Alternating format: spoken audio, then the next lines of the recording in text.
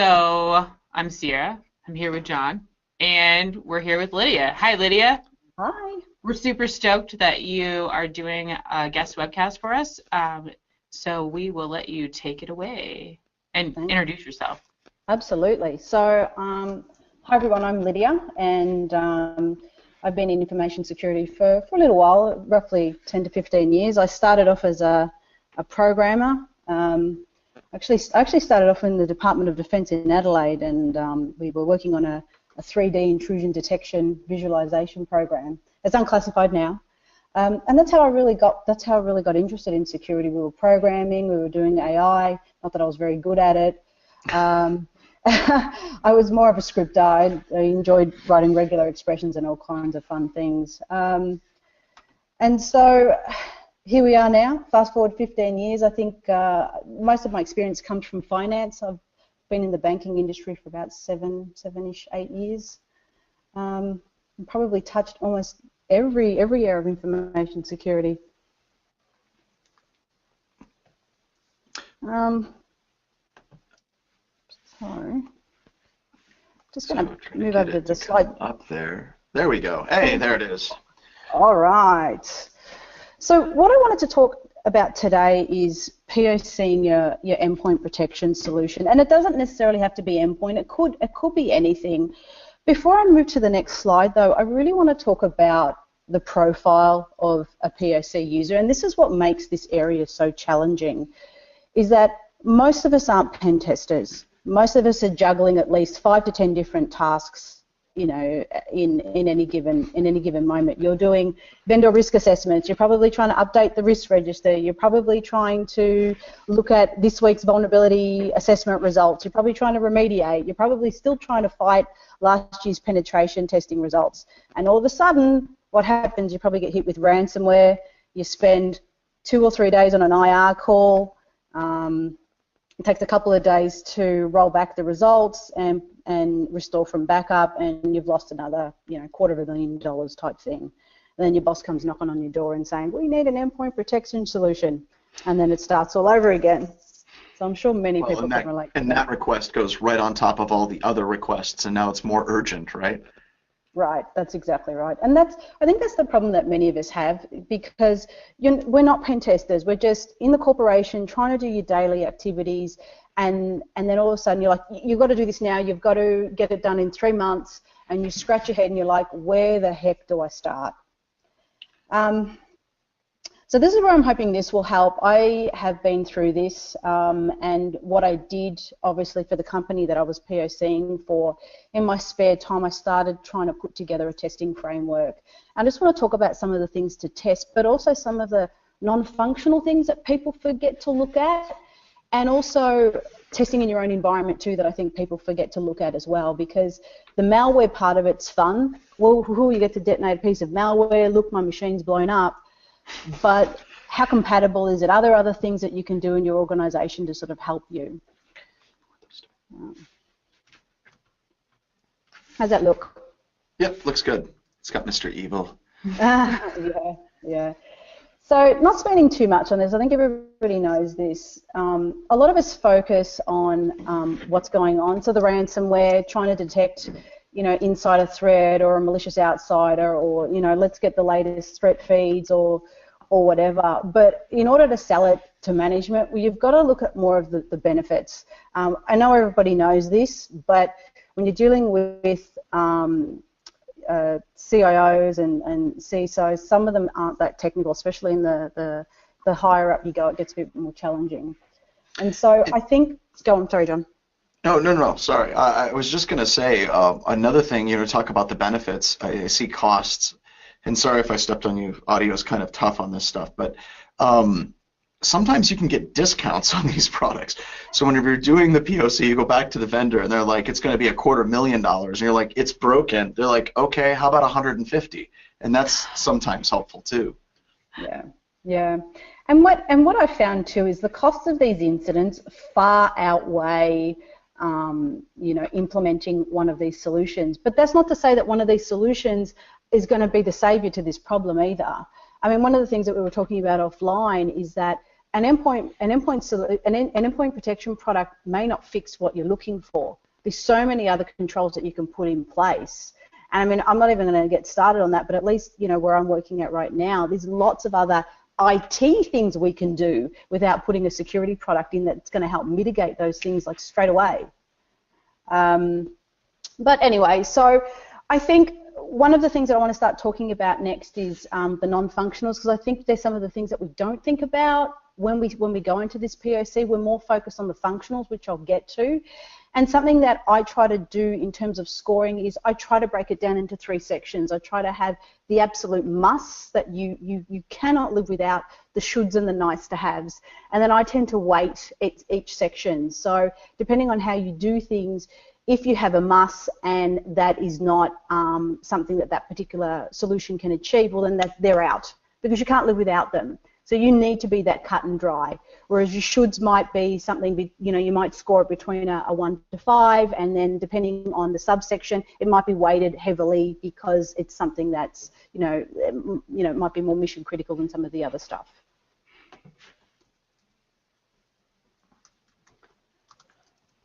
So I want to move over to some of the non-functional things to consider. I know in previous podcasts or other webinars that have been given, we tend to talk about detonating malware and filers and all those sorts of things, but some of the other things that we don't consider is the impact after things are installed. And this is just a short list of some of the things that I've come up with, or some of the hiccups that I've seen once this is deployed. So some of the things that you should consider is the importance of 2FA. So some of these solutions may not have 2FA initially installed by default. So is that important? I'm guessing it probably is. So you want to make sure that that's inbuilt. Is AD integration important? Maybe because it's console access and you have 1 or 2 admins. It may not be. But again, something to consider because it may be a business requirement. Something else to consider is integration into your SEM. Is your SEM in-house or is it a managed service? And again, I point out the managed service part because if they're now starting to receive extra logs, how much of an extra cost is that going to be to your monthly bill or whatever else? So they're some of the things that you need to consider, and especially if you go the EDR route as well, and I'll talk about this a little bit later, that's going to be generating an enormous amount of metadata, so you may need to be paying extra for that as well. So there's some of the other things you need to consider. And I think this is an interesting list too, because just like you said, a lot of us propeller head security geeks, these are not things we think about. The only thing we think about is, does it catch malware or not? And these are the things that will not make you look like a hero in front of executive management if it doesn't support these at all. Yeah, that's exactly right. And again, this is just coming from now seeing this in production. I'm like, we forgot about this, we forgot about this, we didn't think about this. And again, this is part of the reason why it's really important to share the non-functionals, because we are focused on, boom, let's detonate the malware, look how much fun that was. But now let's think about, you've procured the product, what about next? What are some of the extra costs that you haven't thought about? API integration. Do you want tickets generated through systems like ServiceNow or Remedy or whatever else you use or whatever? So you have to have a look at what their API lists are. And also, if you need to integrate an API to a third-party vendor, is that going to cost you extra money as well? Do you need to create some more APIs? You've got to think about the cost involved with some of that. One of the things I got asked at the end of my end of the Black Hat talk, which I think a lot of us don't think about, is that when you're testing the functionals, you're testing on 2 or 3 devices. What about large-scale deployment? So I think it's really important to think about how many endpoints that you want to. Please, John, go. Oh, I was going to say that's the biggest one that I see. Whenever people set it up in a lab, it's like 4 systems on a desk, right? And then they set it up on those 4 systems, and the vendor says that their centralized aggregation and alerting server can run with X profile, and then when you scale it up to 25, 30,000 nodes, you realize the vendor was completely wrong on what you need for a centralized server. You got to start breaking it up. It just doesn't scale. And one of the things that I find works, and I'd like to get your opinion, is simply ask for references. Like if they've implemented this product in similar sized companies, somebody should be able to be a reference for your product, and they should be able to say, yes, it's scaled. Or they're going to say, kind of scaled, but we had to break our network up into like 13 different segments. But the only way that I found to get past that FUD and answer that question is find somebody that's actually implemented it. I don't know if you've had other things that you can run in the lab, stress testing, and what your ideas are on it. Yeah, I would absolutely agree with that. I found this one of the most challenging things to test because you are, at least when I did the POC, I was really restricted. I wasn't, obviously, you can't do it at work because obviously, I mean, that speaks for itself. But you're limited to creating your own lab, whether it's in AWS or whether it's a couple of real machines or virtual machines. It's really hard to replicate. So I tend to agree with you. I think the only way is to really speak to existing companies. And obviously you're able to see and looking at the interface as well is just how you're able to, once the agent's deployed, how can you group everything? Is it a manual grouping? Can you script it? How easy it is to group those particular assets into certain categories so you can push different policies out. That's something that I noticed can be quite challenging as well. And we just had a comment from somebody. They said, understand that a lot of organizations don't feel comfortable sharing that information. Eric just said this, and they don't like to share it with people. And I understand that. We have the vast majority of companies that we work with don't want to talk to other customers about what was done in their security infrastructure or was tested. But there are companies that do. And if you're a large company and you have, thousands and thousands of customers, they should be able to find at least one customer that is willing to speak well on your behalf of your product. Yeah, agree, absolutely agree. And this is something I talked about before, especially in the EDR space. You should be asking your vendor, what's the log storage? When you're dealing with cloud, some of these vendors might be saying, well, we're generating so much metadata that we might now change our pricing model for you to say, okay, we're only going to store your log for 7 days, 14 days, 3 months or whatever. So you need to look at the cost impact of that for when you're doing your incident response and those types of investigations. So something else that I found was a key consideration. Some companies aren't moving to that sort of model, but some of the other companies are. So really factor that into your pricing model as well, because there may be a cost hit with respect to that. Some of the other things I noticed as well that you don't really look at when you're doing your testing in terms of your functionals. What are some of the older systems that you have running? I noticed that we're starting to see a lot of that now, where even though 2008 and 2012 servers are supported, what are some of the other ones? Are there any other applications that are running on old systems that can't be patched? Do we want to install the agent on that? Backwards compatibility for older systems can be a real challenge, because you need to be installing things like .NET framework. They need a reboot, where a lot of these agents don't require a reboot, which is kind of cool. But you need to think about the impact of a reboot and what does that impact to production, especially if you want to deploy these agents on servers. So not just workstations, but you want to expand further out to that. If there's no questions, I'll move to the next one. Cool. So just focusing on preparing your test environment, I think I've seen some really interesting variations to this.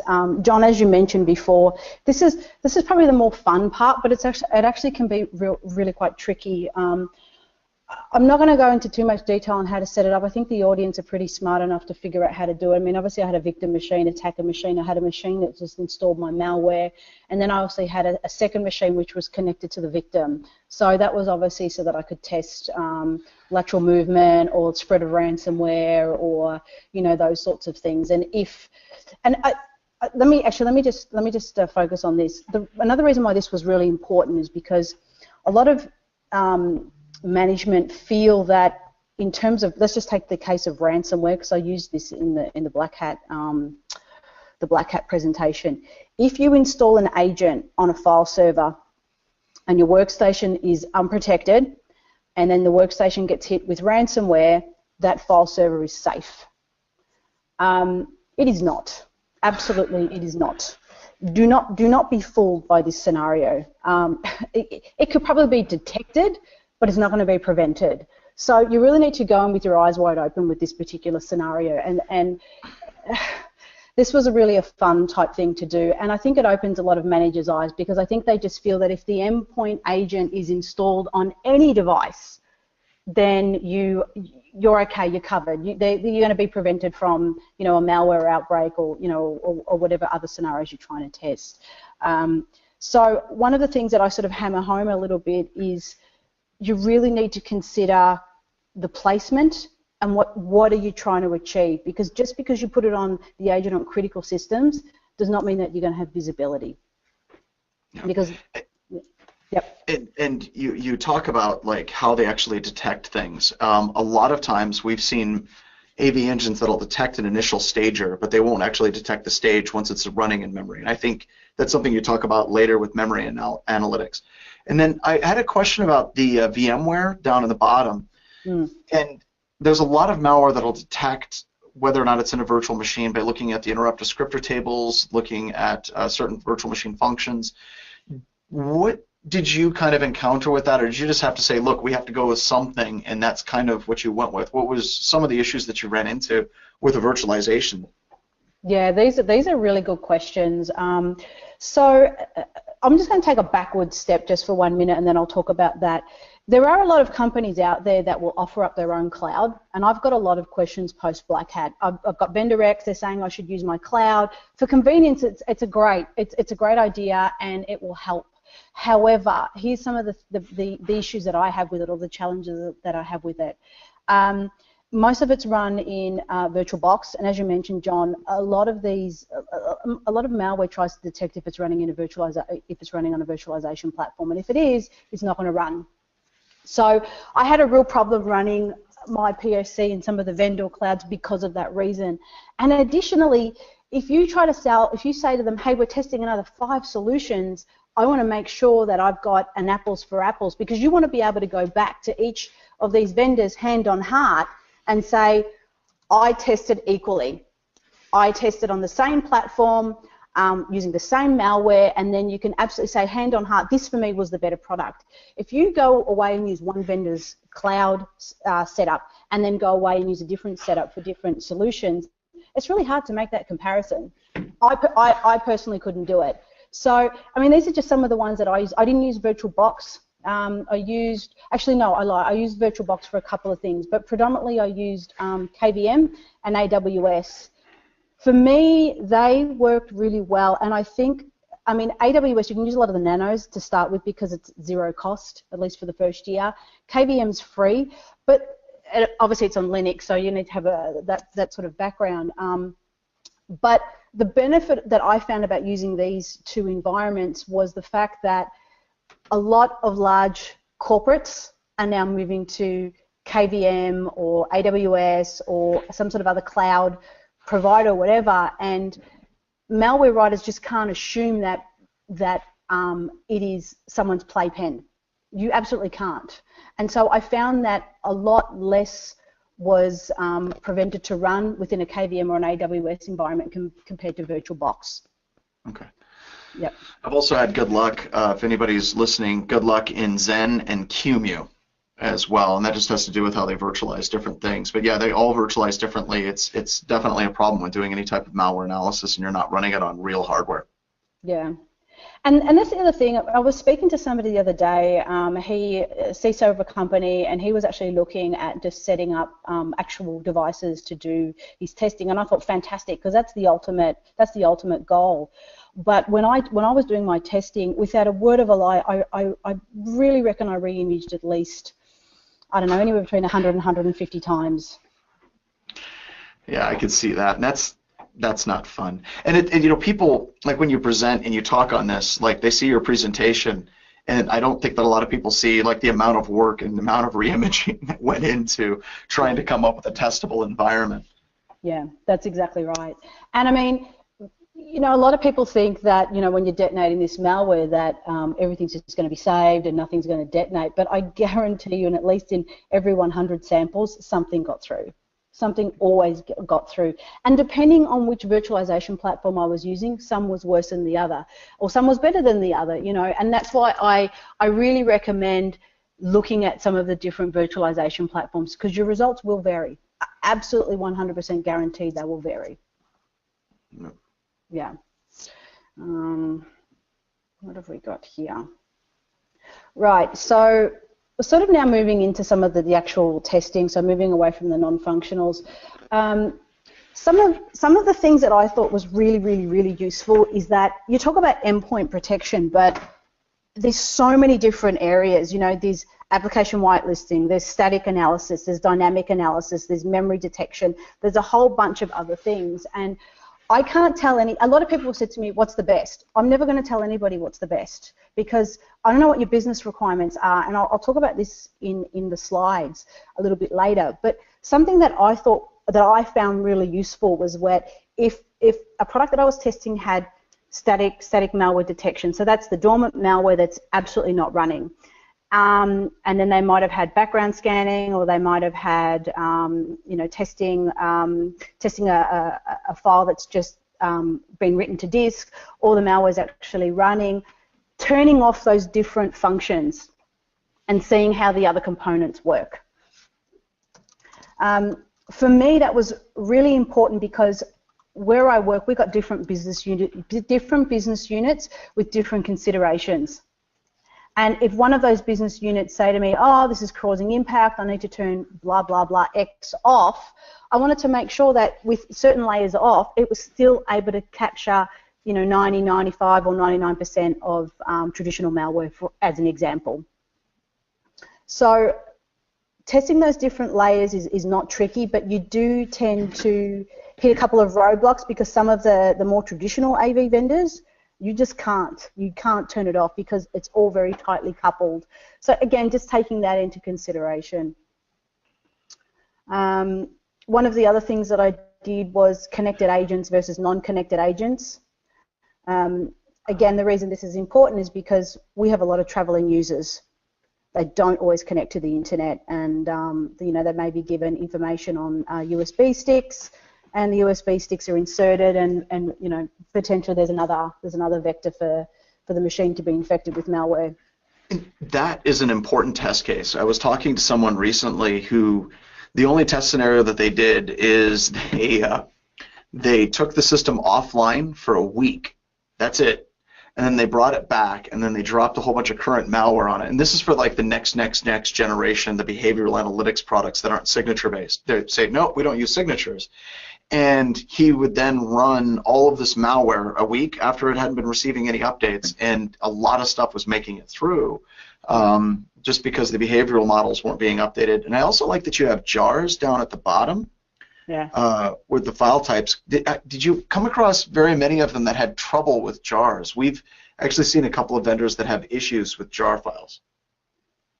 Yeah, the last one is a really interesting test scenario, because I talk about it in the next slide, but especially with the static stuff, a lot of them just test for PEs. That's it. Really? Oh. Yeah. Yeah, and I'll actually talk about it next, but we just want to quickly go back to the connected versus non-connected, and then I'll go back to the jar. Is the USB test is actually a really interesting one too, because especially when you're dealing with testing the static malware, is that some of the vendors will actually test when you insert a USB stick in, and some of them will not. So that you really need to factor that in. Do you want an on-write or a scan when a USB or an external USB device is inserted into your device? Because some of the products do it and some of the products do not. So some people care, some people don't, and it's not for me to decide. But when you have a look at the framework that I've put together, and I think it's the first one, I have broken all the different static testing scenarios, I think, into USB, saving an attachment, doing a bulk copy, and a couple of other things. You might want to see those differences, or you might not say, you might not care and think, no, I don't care how the malware gets in, I just want to just test a whole bunch of stuff. So going back to your question with the jar, I did notice some key differences. A lot of non-PE files just struggled. It was a real struggle. But I'm betting, I'm just guessing, but I'm betting that a lot of them were actually getting pretty good at detecting PowerShell execution. We're seeing a lot of them, if anything, runs PowerShell at all, which is weird because it's kind of not really all that helpful for organizations that use it legitimately. But a lot of our customers, if you try to run anything in PowerShell, it doesn't even matter if it's malicious. It flags alert and lets someone know that someone's running PowerShell. And I don't know if that's the right approach because you're not really detecting malware. You're just basically deciding an entire class of a scripting language is evil. And that seems like a cheap cop-out for a lot of the vendors. So here's the thing, right?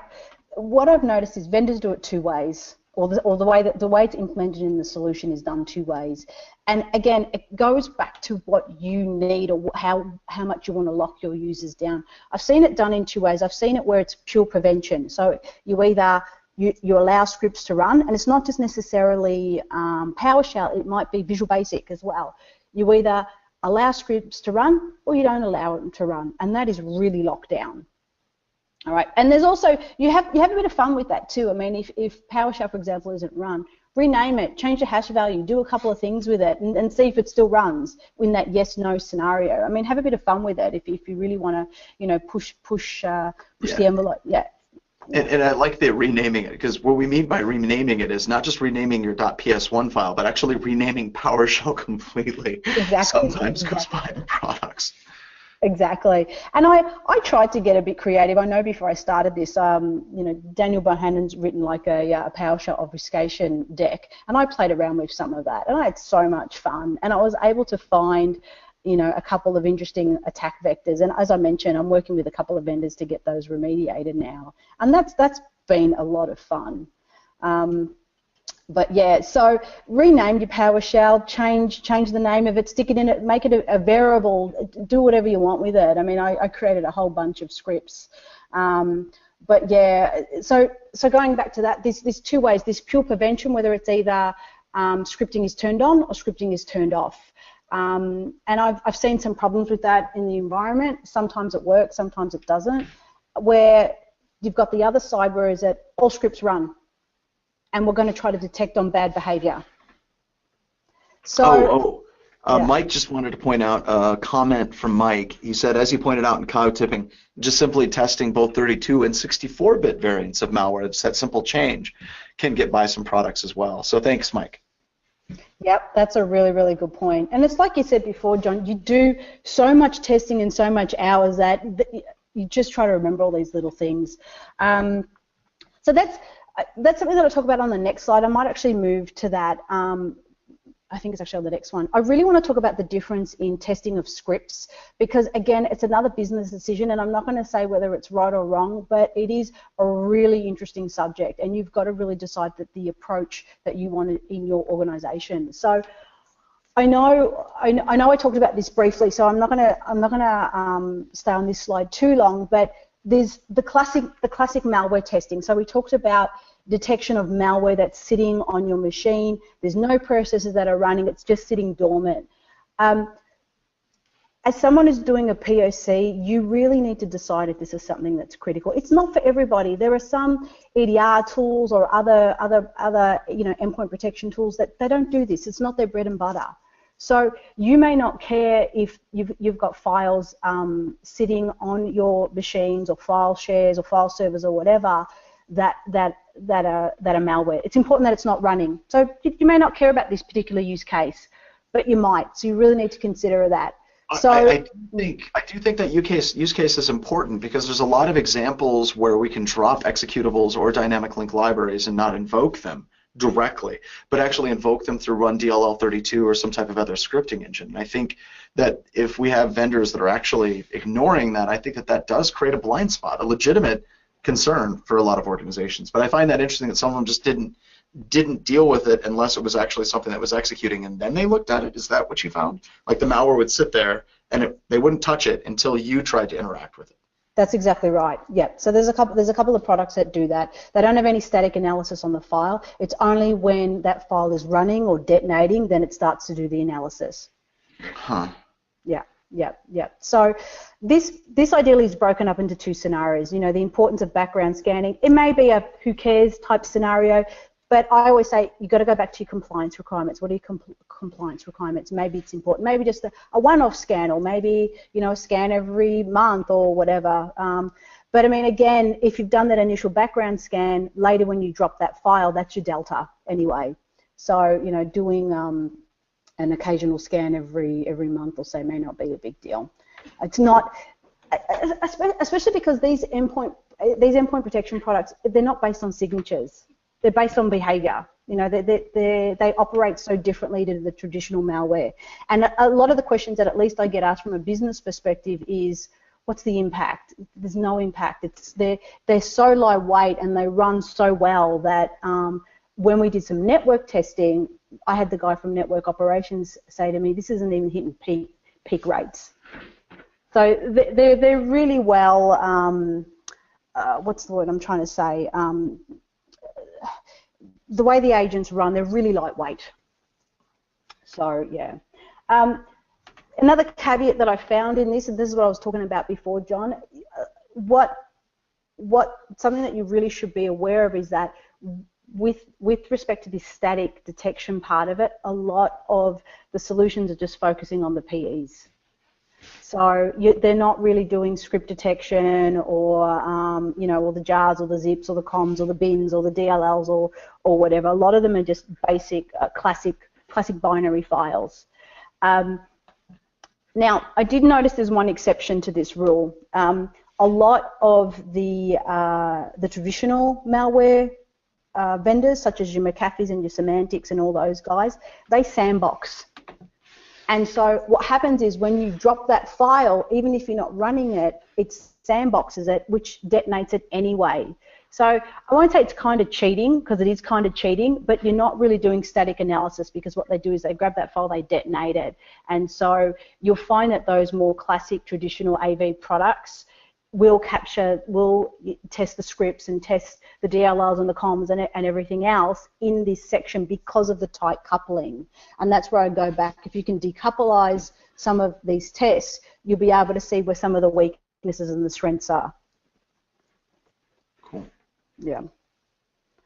And then again, still on the classic malware testing, so just the pure detonation. So I mentioned before, some of these vendors just do. They're just testing when the malware is executing. So it just depends on your business case. One of the things that I found when doing these tests is that a lot of the older malware, especially mutated, and I just didn't mutate it once, sometimes I mutated it twice, 3 times, caused a lot of headaches. And it's like what you mentioned before, John, if it was unmutated and it's still old, it would detect it.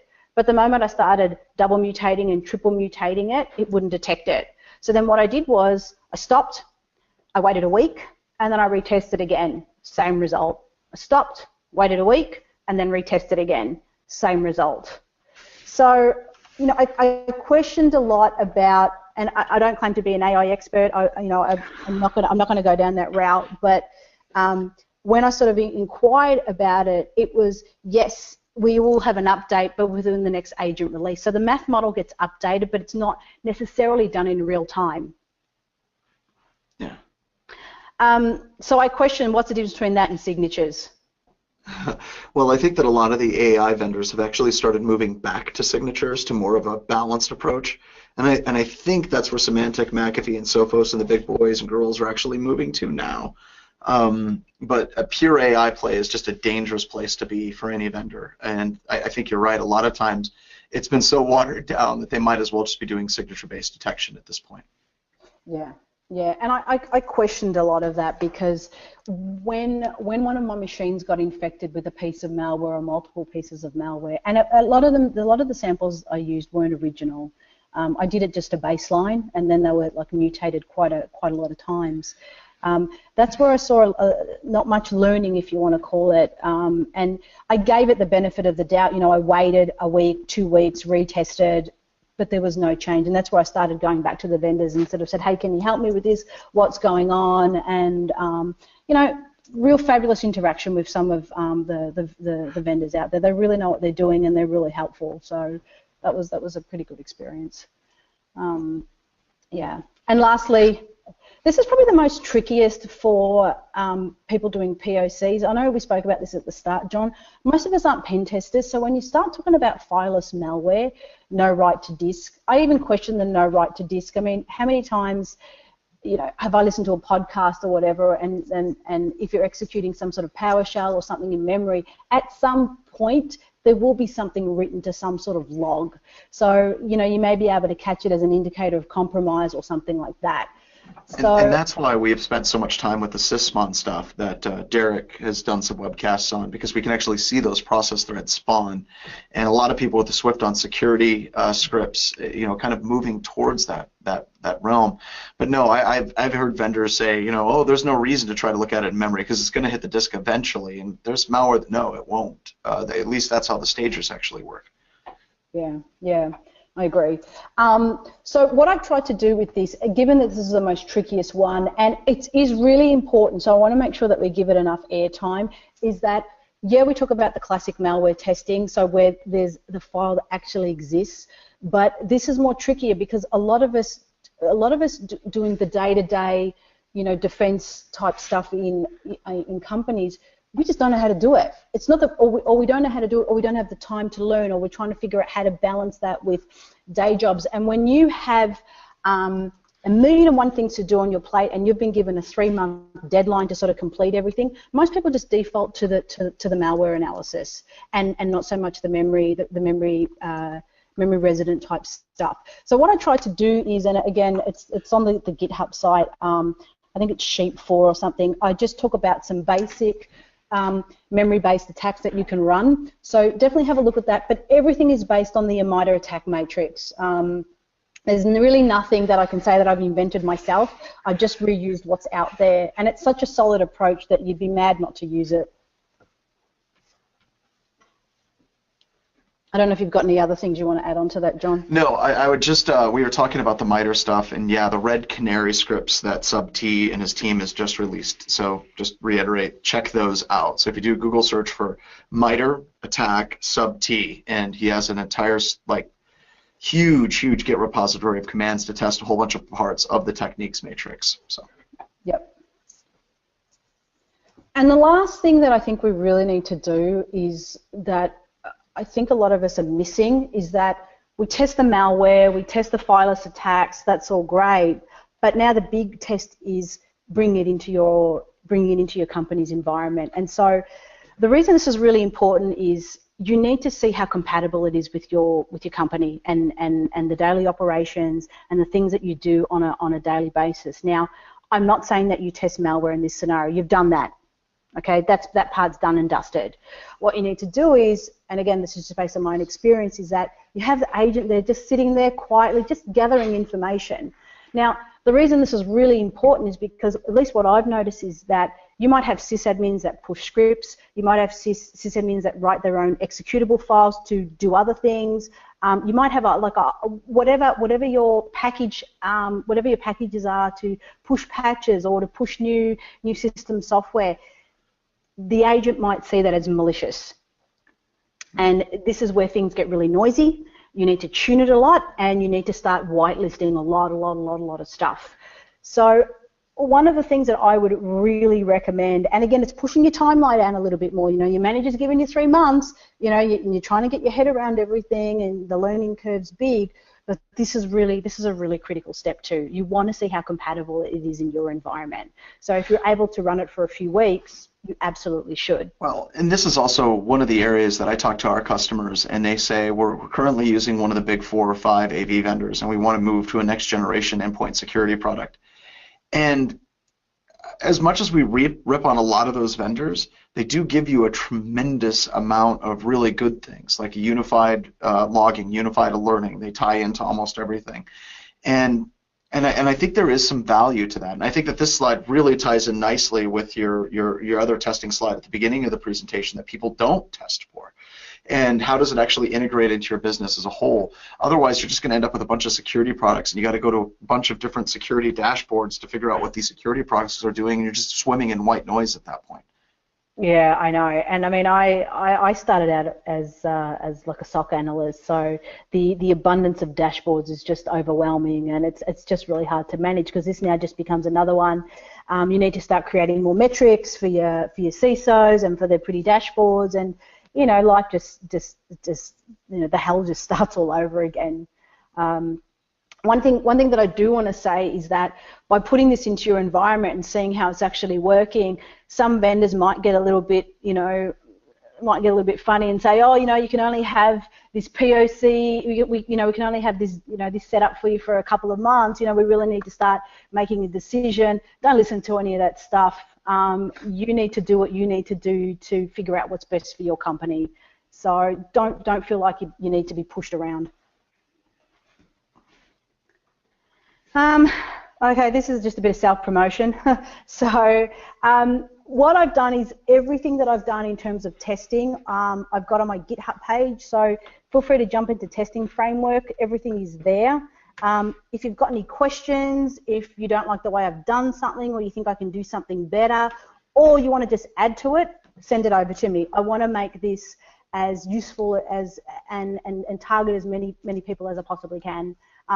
I know it's helped a lot of people. I've probably received close to 50 emails post Black Hat, and all the communication has been fantastic. And the questions typically are the same all the time.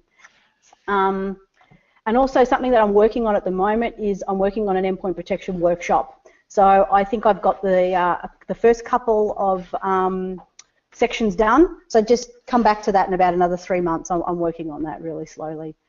Well, I'm going through it right now. I was on your Get page, and I like how it's basically, you're still creating the training page, but the GitHub is up and functional.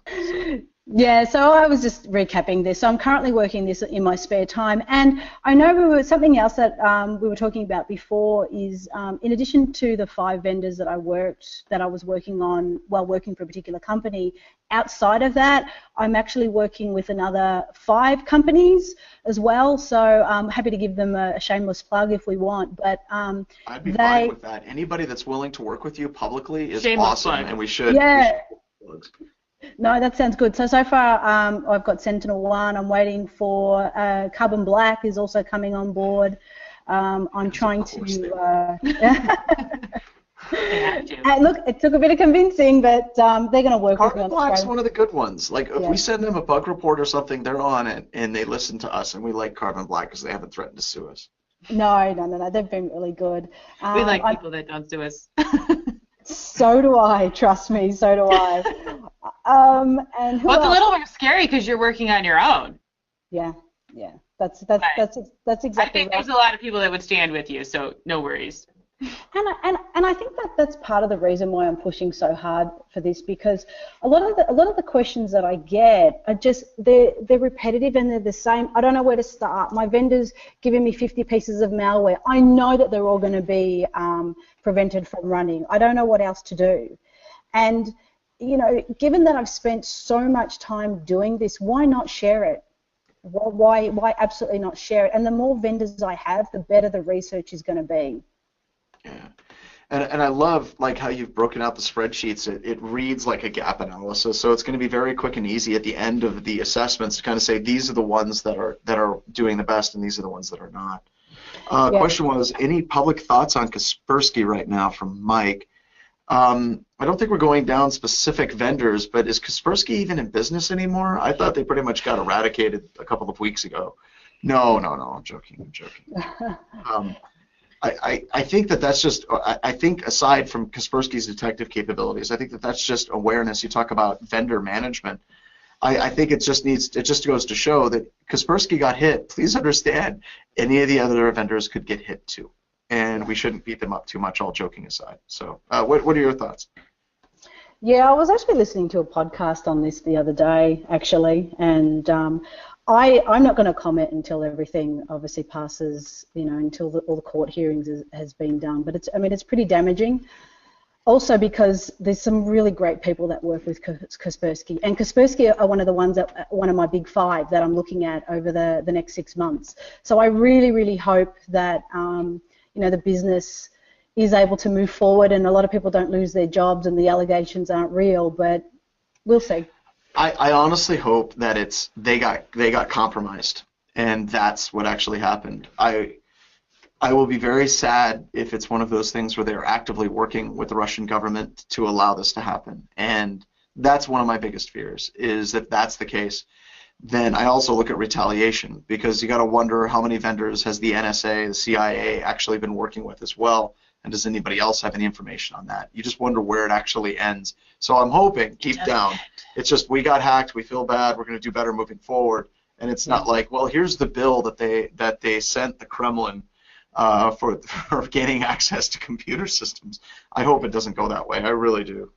I did think it was quite funny when you walk into Best Buy and it says, "We'll remove your Kaspersky and put McAfee as a," and I just thought, oh, cheap advertising.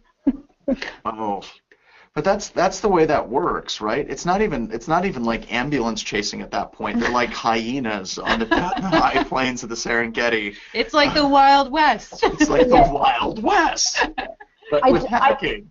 I don't think other vendors should be jumping on the bandwagon and beating up on the others, because it could be them tomorrow. Well, that's my thing, right? And it's just a matter of time. It's just a matter of time before they get hit as well. And I remember whenever this is like 7 years ago, Tim Tomes and I basically were doing some stuff with SANS, and Tomes bypassed McAfee fairly easily. And everybody, like after the blog post was put up by Rob Lee from the SANS Institute, everybody, all the vendors jumped on that immediately. They're like, see, that product sucks. Buy our product. And you're a special kind of horrible human being. It's not even cold yet. Yeah, not even cold. So. Do we have any more questions for Yeah, Lidia? we've kind of been asking them as they've been coming up. Any other questions? We do have that ticket giveaway, which we're going to do. Oh, we have a ticket. Right at the end. So if you have any more questions for Lidia, Lidia, we did get some comments about how much people appreciated your presentation, so that's cool. Thank you. And we really appreciate you being on. I really appreciate being invited on, and again, I extend the invitation to anyone who wants more information, who wants to have a chat with me, email me, whatever. All the details are on GitHub, so feel free to reach out. I'm on Twitter. I've got that horrible-looking, Pinkie Pie main thing going on. So there's a story. But yeah, feel free to reach out.